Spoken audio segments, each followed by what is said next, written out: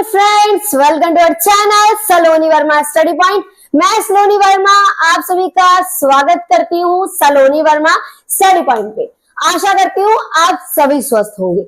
आज हम करने जा रहे हैं ancient medieval Indian political thought. ये बीए प्रोग्राम और बीए ऑनर्स दोनों ही बच्चों के लिए थर्ड सेमेस्टर की वीडियो बनाना स्टार्ट किया जा रहा है।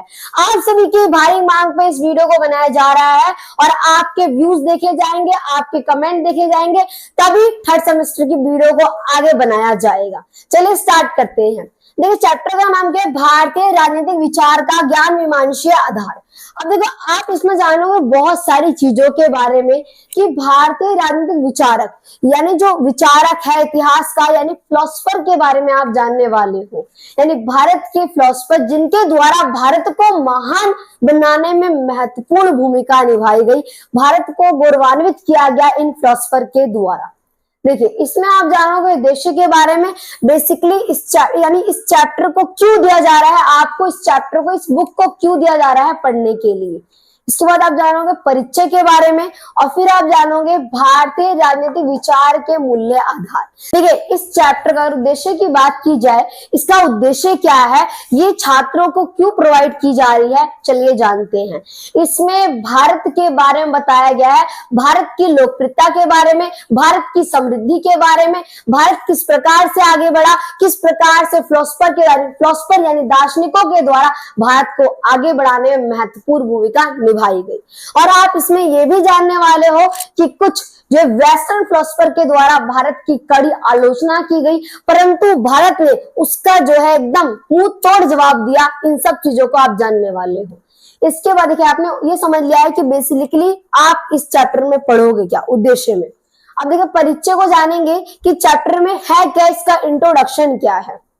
देखिए भारतीय राजनीतिक चिंतक, अब चिंतक का मतलब होता है जो फिलोसफर होते हैं, दार्शनिक होते हैं, उन्हें कहा जाता है कि भारतीय राजनीतिक चिंतकों में अति प्राचीन काल से एक उत्कृष्ट सभ्यता उत्पन्न मूल्य विश्वास प्रथा की स्तुति करने के लिए समृद्ध विश्वस्त गहरी परंपरा है। जो हमारे भारत देश की परंपरा है वो बहुत ही महान परंपरा है। इसे बहुत ही मुश्किल से महान बनाया गया है, भारत को गौरवान्वित किया गया है। और ये प्राचीन काल की सबसे आप देखोगे प्राचीन सभ्यता देखने के लिए मिलती है। भारत की परंपरा के बारे में आप जान रहे हो। इसमें भारत में आप सभ्यताओं के बारे में जानोगे कि उत्कृष्ट सभ्यता में उत्पन्न मूल्य विश्वास एवं प्रथा की स्तुति का एक समृद्ध विशिष्ट गहरी परंपरा के बारे में आप जान रहे हो। भारत में विकसित हुई चिंतक, अगर वो चिंतक प्रक्रिया और उसके पश्चात जो है कि प्रथाएं पूरे विश्व में अद्वितीय अद्भुत और निर्वाधित अथाह है। यानी जो भारत है, भारत जो है हमारा किस प्रकार से आगे बढ़ा, यानी भारत के चिंतक यानी फिलोसफर के द्वारा भारत को जो है कहीं ना कहीं सहायता की गई। और भारत को कैसे सहायता की गई, पहले आप ये समझिए। आपके पास बहुत सारे प्रॉब्लम्स हो गए, समझिए। भारत में आप देखोगे पहले कास्ट प्रॉब्लम थी, वुमेन्स को इक्वालिटी नहीं दी गई थी।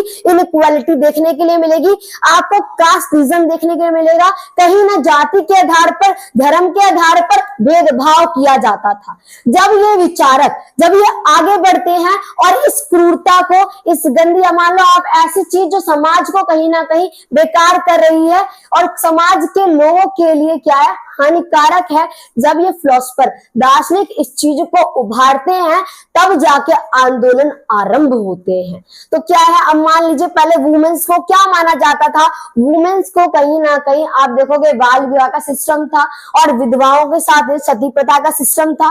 फिर विधवाओं के साथ कई प्रकार से जो है गलत व्यवहार हो रहा था। तो उनके लिए क्या है, रीमैरिज का ऑप्शन आया। रीमैरिज यानी पुनः विवाह का ऑप्शन, यानी विधवाओं का जीवन समाप्त नहीं होता, वो दोबारा से विवाह कर सकती है। इसके बाद आप देखोगे वर्ण व्यवस्था अंदर, यानी जो भारत में पहले वर्ण व्यवस्था थी, भारत को यानी 4 कैटेगरी में बांटा गया था, ब्राह्मण क्षत्रिय वैश्य शूद्र।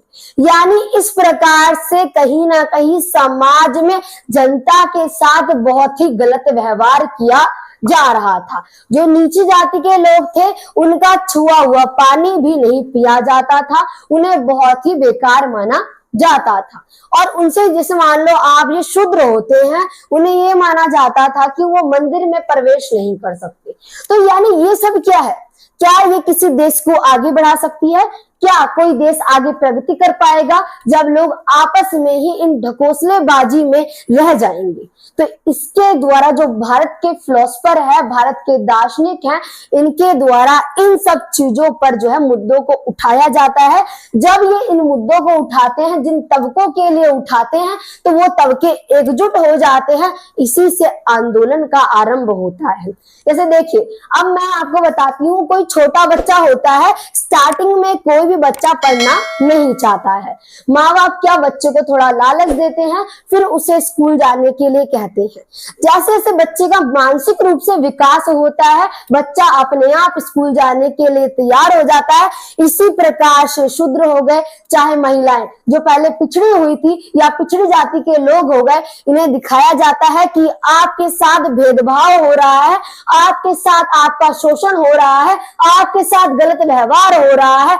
ये दार्शनिक उनकी उंगली पकड़ के वहां तक ले जाते हैं और फिर बच्चा अपने आप समझदार हो गया है। यानी कि आप देखोगे, जब वुमेन्स थी उन्हें नहीं पता था उनके साथ क्या हो रहा है। जब उन्हें बताया गया कि किस प्रकार का भेदभाव आपके साथ हो रहा है, किस प्रकार की संकीर्ण विचारधारा भारत के लोगों की हो चुकी है, उनके द्वारा समझाया गया।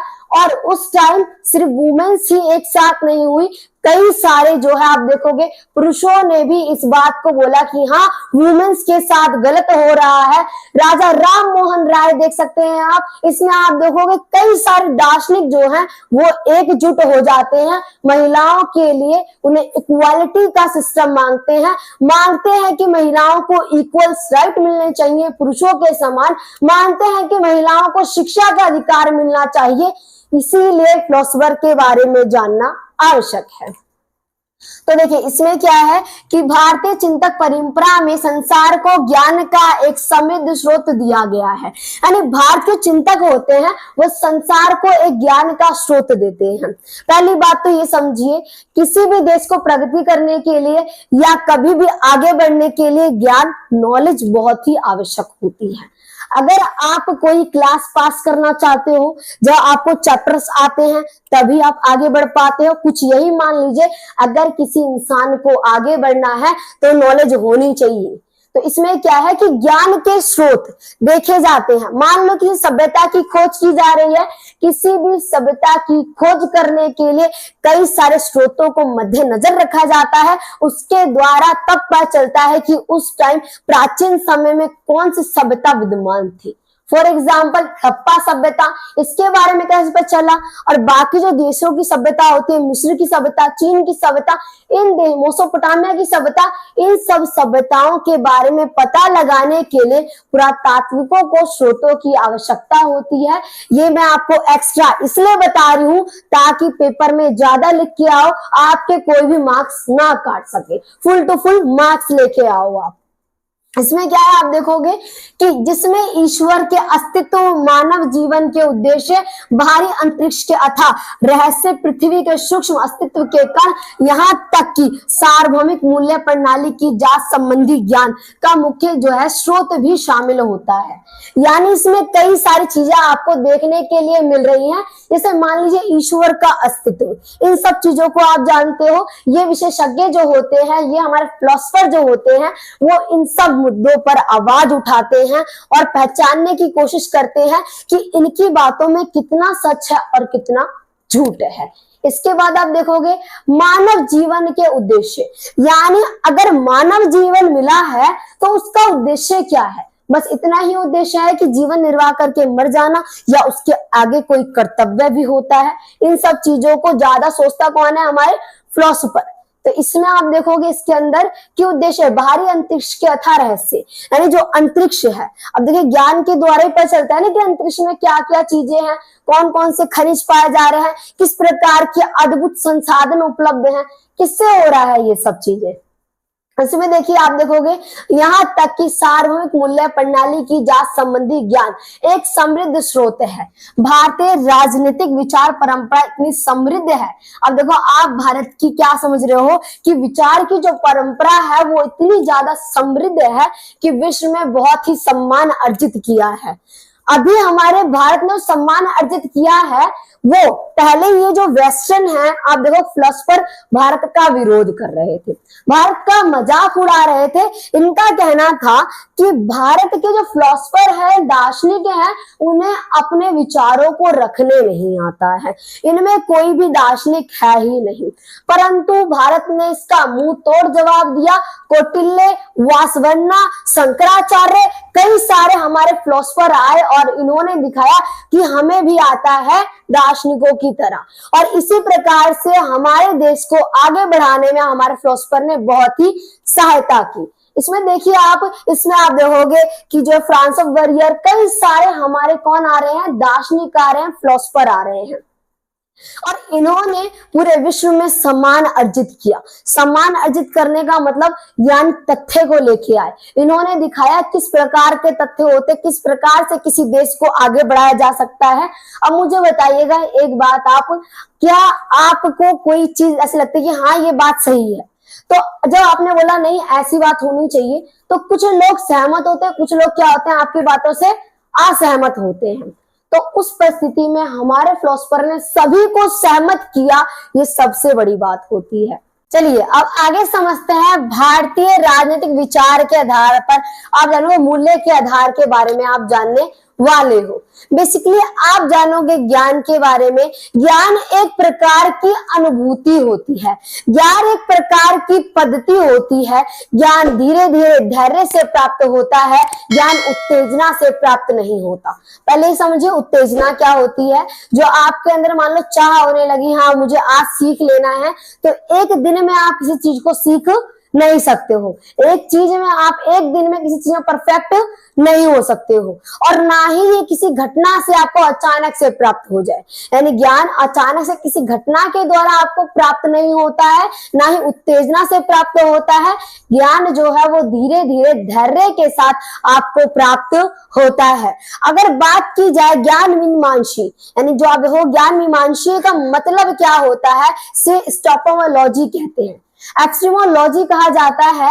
एपिस्टेमोलॉजी का मतलब क्या, एस्टीमो जो है इसका अर्थ होता है आप जानोगे ज्ञान, और लोगोस का अर्थ होता है तर्क। ये जो है एपिस्टेमोलॉजी, ये ग्रीक भाषा का शब्द है, इसके मिश्रण से बना क्या है आपका ज्ञान मीमांसीय, इस शब्द का निर्माण हुआ है। भारतीय राजनीतिक चिंतन की ज्ञान मीमांसा जो है अथापति संभव एक जो है इतिहास ज्ञान के साधनों का प्रमाण एक महत्वपूर्ण क्षेत्र के रूप में उभरा है। यानी जो ज्ञान है वो क्या है आपका, बेसिकली एक राजनीतिक चिंतकों की ज्ञान मीमांसानी है। हमारे राजनीतिक चिंतक होते हैं, वो क्या करते हैं, ज्ञान से ही क्या करते हैं, आगे कहीं ना कहीं अपने दर्शन को, अपने विचार को दार्शनिक प्रस्तुत करते हैं। तो इसीलिए इसका नाम क्या दिया गया आपके चैप्टर का, आपको कंफ्यूज करने के लिए, ज्ञान मीमांसीय या ज्ञान मीमांसीय, इन दोनों ही नाम से जाना जाता है। अब देखो भारतीय परंपरा में जो है मीमांसा, देखो मीमांसा होता है क्या, मीमांसा दर्शन में ज्ञान के विकास के अंतर्निहित करने में महत्वपूर्ण भूमिका निभाता है। मीमांसा दर्शन के ज्ञान के विकास को अंतर्निहित करने में महत्वपूर्ण भूमिका निभाता है। मीमांसा दर्शन के विद्वान ने भारतीय ज्ञान परंपरा में ज्ञान मीमांसा स्थापित करने में महत्वपूर्ण भूमिका निभाई है। बेसिकली क्या बताया गया इसके अंदर, कंक्लूजन ये है कि ज्ञान जो है क्या है, वो अचानक से प्राप्त नहीं होता है। ज्ञान एक ऐसा साधन है जिसमें आपको प्रैक्टिस प्रैक्टिस प्रैक्टिस मांगती है। जब आप किसी चीज की प्रैक्टिस करते हो तभी आपको समझ आता है।